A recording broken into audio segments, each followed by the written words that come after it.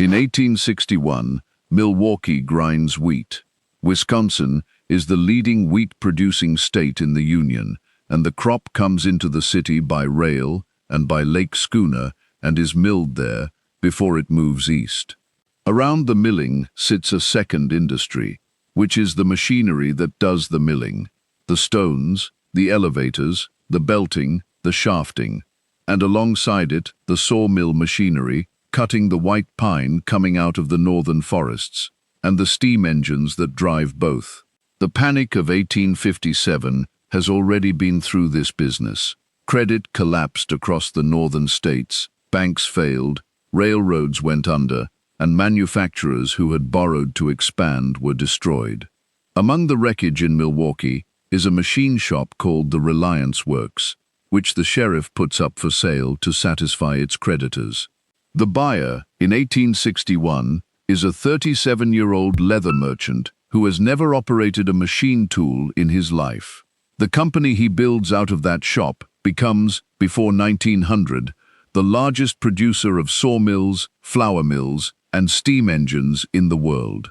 In the 20th century, it takes steel wheels off the American farm tractor and replaces them with rubber, over the objection of the entire industry, and proves the point by racing tractors at state fairs at 64 miles an hour. Its founder also runs twice for governor of Wisconsin on a party committed to abolishing the gold standard and loses both times.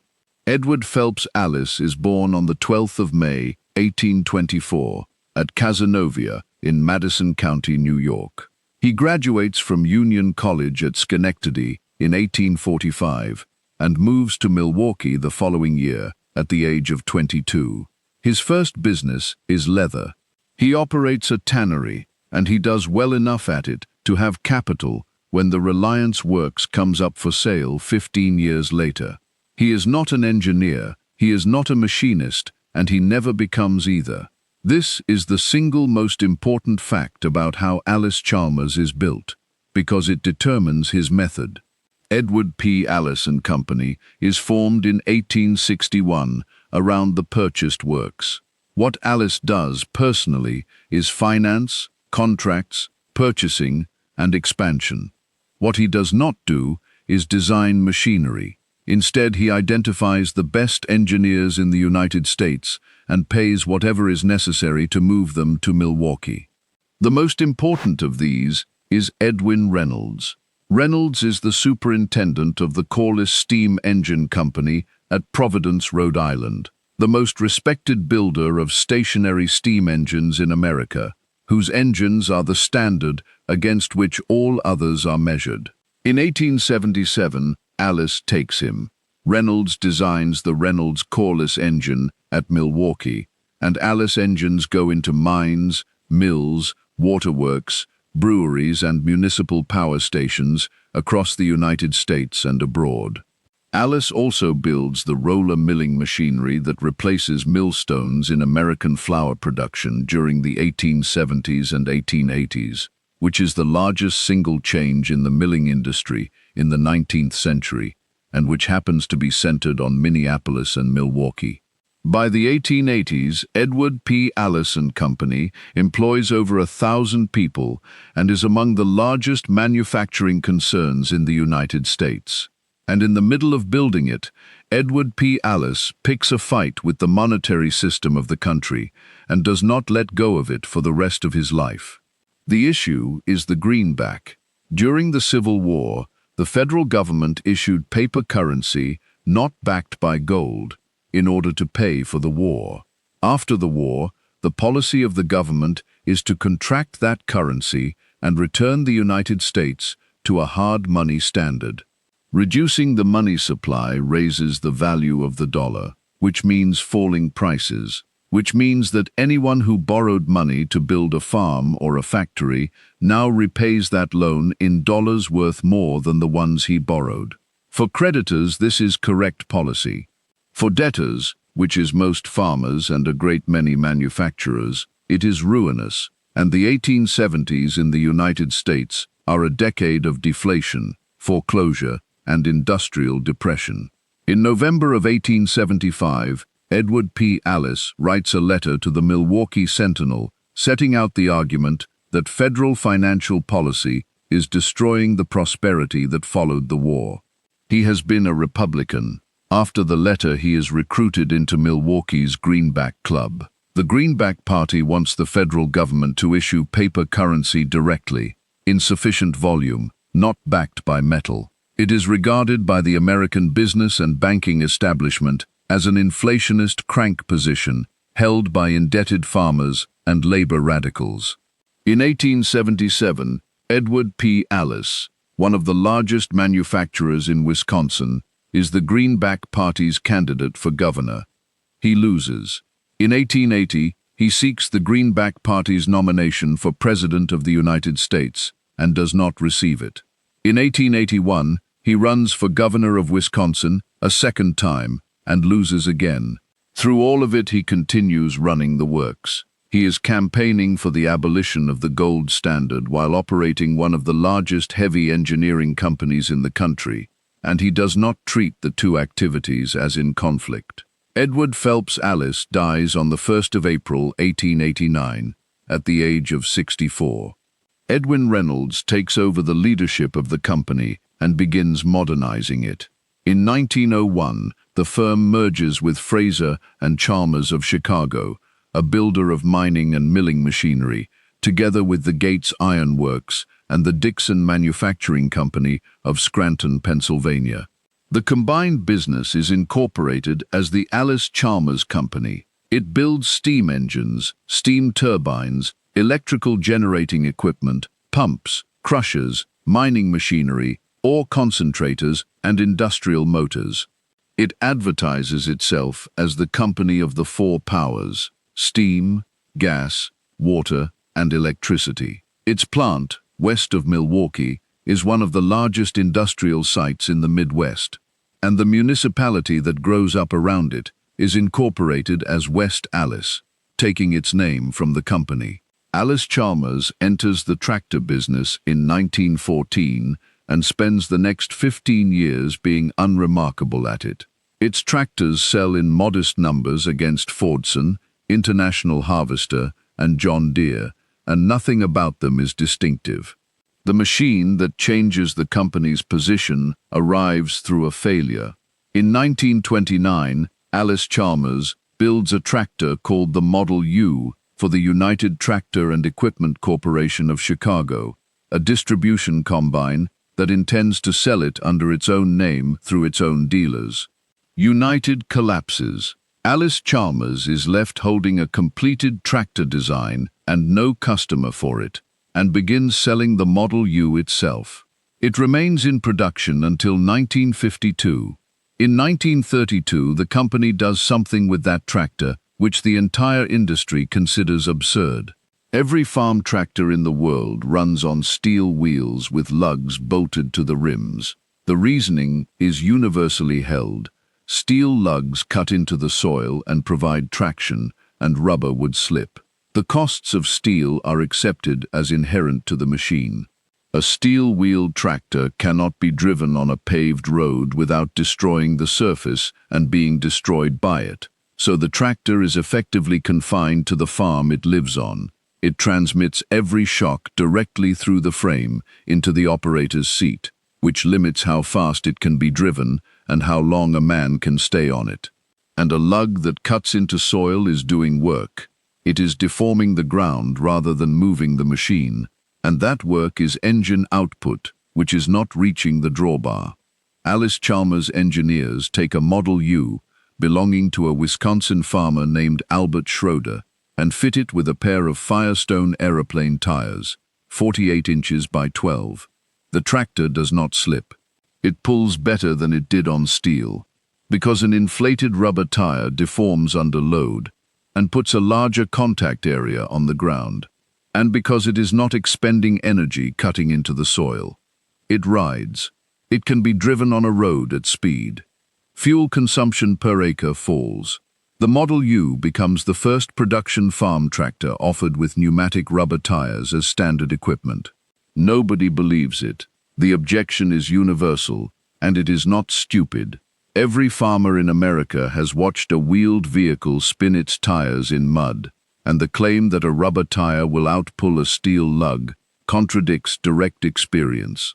So in the summer of 1933, Allis-Chalmers and Firestone take tractors to fairgrounds and race them. The campaign covers 7 state fairs across the Midwest and the Milwaukee Speedway. The machines are Model US on rubber, fitted with high-speed gearing, and the drivers are professionals, among them Barney Oldfield, who is the most famous racing driver in the United States and has been since the beginning of the century.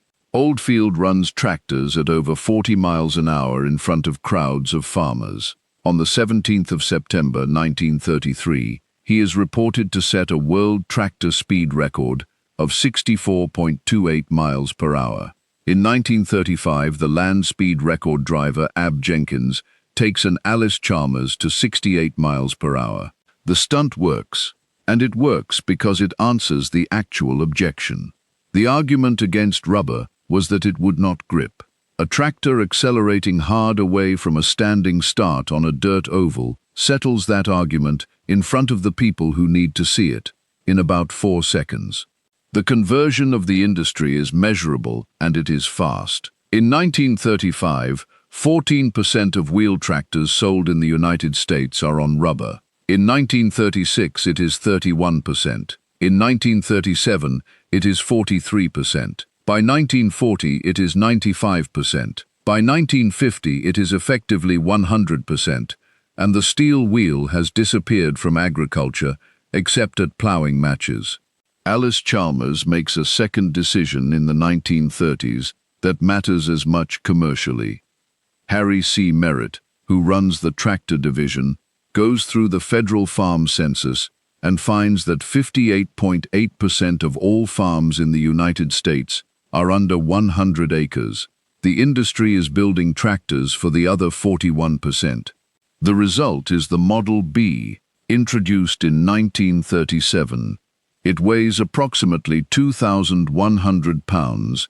It is priced at around $500, and it is aimed directly at the small farm, the truck garden, and the operation that still runs horses, because no tractor has ever been cheap enough or small enough to replace them.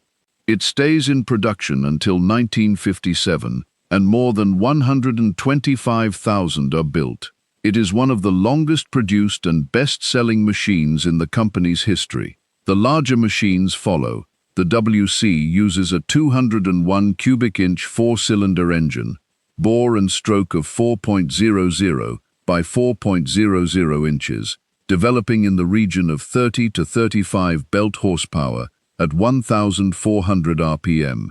The WD follows, and then the WD-45, which enters production in 1953 and runs to 1957, with 90,382 units built. The tractors are painted Persian orange, chosen to stand out against soil and vegetation, and it becomes the second most recognizable livery in American farming after John Deere Green. In 1955, Allis-Chalmers acquires the Gleaner Harvester Company, and Gleaner combines become one of the strongest positions the company holds. The D-Series tractors follow in the later 1950s and 1960s. Then the same thing happens to Allis-Chalmers that happens to every American full-line manufacturer. Through the 1960s and 1970s, it is squeezed between John Deere and International Harvester at the top of the market and by Massey Ferguson and imported machines below. Its market share erodes. Its industrial divisions, which had been the original business, face the same pressure. The farm crisis of the early 1980s finishes it. Commodity prices collapse, interest rates spike, farm debt becomes unserviceable, and equipment demand disappears across the entire industry within about 3 years. On the 6th of December 1985, the last orange tractor comes off the line at West Allis, Wisconsin. The agricultural division is sold in 1985 to Klockner Humboldt Deutz of Germany for approximately $132 million, and the tractors are rebranded Deutz Allis. The West Allis workforce, which had numbered in the thousands, is reduced to about 125 service employees by the end of that year. In 1990, Deutz Allis is sold again to the Allis-Gleaner Corporation, AGCO, which takes its name from the two businesses it was assembled out of. AGCO reports net sales of $10.1 billion for full year 2025 and is headquartered at Duluth, Georgia. Its brands are Fendt, Massey Ferguson, PTX, and Valtra. Allis-Chalmers is not among them. The Gleaner name survived within AGCO for decades. The orange tractor did not. The city of West Allis, Wisconsin, still carries the company's name and has not built a tractor since 1985. Every agricultural tractor manufactured anywhere in the world for the last 80 years rides on pneumatic rubber tires, and the reason the industry accepted them is that one American manufacturer bolted aeroplane tires to a spare tractor design in 1932 and then hired the most famous racing driver in America to prove the point in front of farmers who did not believe it. Edward P. Allis never saw a tractor. He died in 1889, 25 years before his company built one, and 96 years before the last one. What he left was a method rather than a machine. Buy the wreckage of the last panic at the sheriff's price. Do not pretend to be an engineer. Find the best engineer in the country, pay what he costs, and let him design it. That method produced the largest steam engine works in the world, and 43 years after his death, it produced the argument that took steel wheels off the American farm. It did not produce a governorship. He ran twice on a platform of printing money and lost both times. Every company has a story like this. Subscribe if you'd like the next one to find you.